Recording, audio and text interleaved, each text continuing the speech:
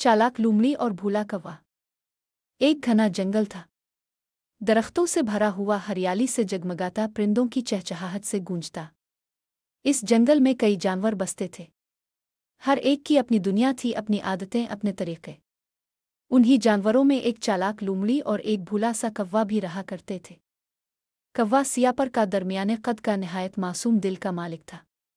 वो अक्सर दरख्तों पर बैठकर इर्द गिर्द का नज़ारा करता, परिंदों के साथ खेलता, कभी कभी नीचे ज़मीन पर उतर कर दाना चुगता।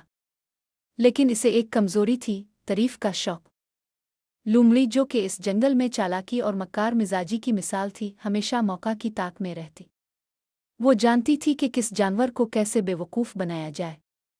इसकी चालाकी का अंदाज़ा इस बात से लगाया जा सकता है कि कभी किसी ने इसे धोखा खाते नहीं देखा था, लेकिन खुद वो कई को धोखा दे चुकी थी। एक दिन कौवा एक दरख्त पर बैठा था। इसकी चोंच में एक बड़ा सा ताज़ा पनीर का टुकड़ा था। वो इसे शहर के करीबी कस्साब की दुकान से चरा कर लाया था। पनीर की खुशबू पूरे इलाके में फैल रही थी। इसी वक्त लूमड़ी इधर से गुजरी। इसकी नाक में पनीर की खुशबू आई तो वो फौरन चौंक गई। इसने ऊपर देखा और कौवा को देखा। चोंच में पनीर, गर्दन फखर से तनी हुई। विमो ने फौरन चालाकी सोची। वो दरख्त के नीचे जाकर बोली, अरे अरे, क्या शानदार पर! क्या काली चमकदार आंखें! और ये परों की चमक तो देखो, जैसे रात का चांद हो। कौवा भाई, अगर आपकी आवाज़ भी वैसी ही खूबसूरत हो तो यकीनन आप जंगल के बादशाह बन सकते हैं। कौवा, जो अंदर से तारीफ पर फूले नहीं समा रहा था, दिल ही दिल में खुश हो रहा था। इसने सोचा कि क्यों ना अपनी आवाज़ भी दुखा दी जाए।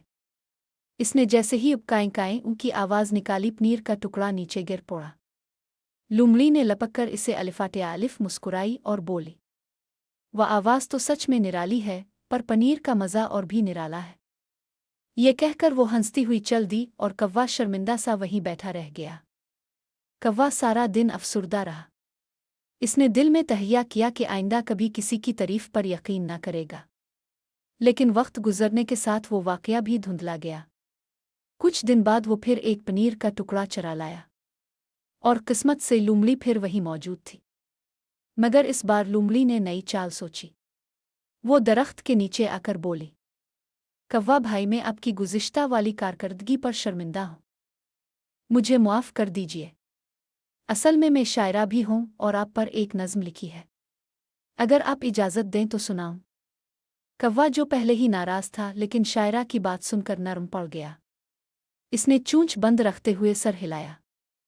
लूमड़ी ने दिलकश आवाज़ में नज़्म शुरू की और इस बार लूमड़ी ने फिर लपक कर पनीर अलिफाटे आलिफ और जाते जाते सिर्फ इतना कहा, कौवा साहिब, आप सच्चे फनकार ज़रूर हैं, मगर हर फनकार को संभलना भी आना चाहिए। तीसरा दिन, बदला हुआ कौवा। इस बार कौवा वाकई बदल चुका था। इसने तहैया कर लिया था कि अब वो किसी तारीफ अफरेब में नहीं आएगा। इसने जंगल के दूसरे जानवरों से बातचीत शुरू की और उनसे सीखना शुरू किया। कुछ दिन बाद वो एक अक्लमंद परिंदा बन चुका था। एक दिन फिर वो एक टुकड़ा लेकर दरख्त पर बैठा था और लूमड़ी ने इसे देखा। मगर इस बार लूमड़ी जैसे ही नीचे आई, कौवा मुस्कुराया और कहा, अगर तुम्हें मेरी तारीफ करनी है तो वैसे ही कर लो।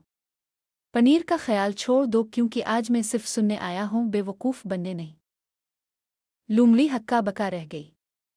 कौवा आज वाकई समझदार बन चुका था। खलाकी सबक। तारीफ के पीछे छपी नीयत को पहचानना ज़रूरी है।